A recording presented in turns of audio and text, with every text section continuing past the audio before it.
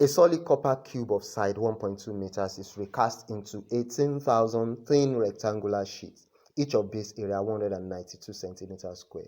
How thick is each sheet? Welcome once again to my channel. We shall be solving this problem together in this math tutorial. Now, the cube of side 1.2 meters is having the same volume as the 18,000 rectangular sheets. That is, the volume of the cube is equal to the volume of all the sheets together. And the volume of a cube is the side length to the power of 3. So in this case, the volume of the cube is 1.2 meters to the power of 3. Now, converting 1.2 meters to centimeter, we multiply by 100, and that to the power of 3.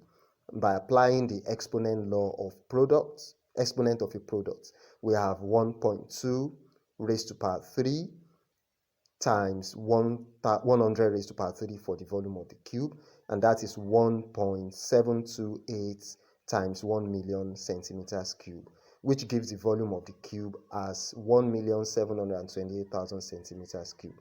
Therefore, the volume of the 18,000 rectangular sheets will also be 1,728,000 cm cube. And therefore, the volume of each sheet will be the volume of the entire sheet divided by 18,000. That's 96 centimeters squared. So if this be the volume of each sheet, then each sheet is rectangular. The base area times thickness is the volume of each sheet. That is base area A times thickness T. Dividing by the base area, the thickness T of each rectangular sheet is the volume divided by the area. That is 96 centimeters square cube for the volume divided by 192 centimeters square, the base area. That's 0.5 centimeters.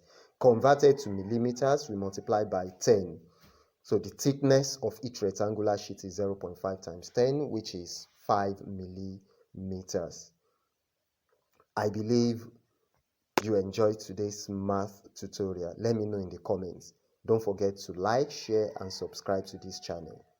Thank you for watching the video.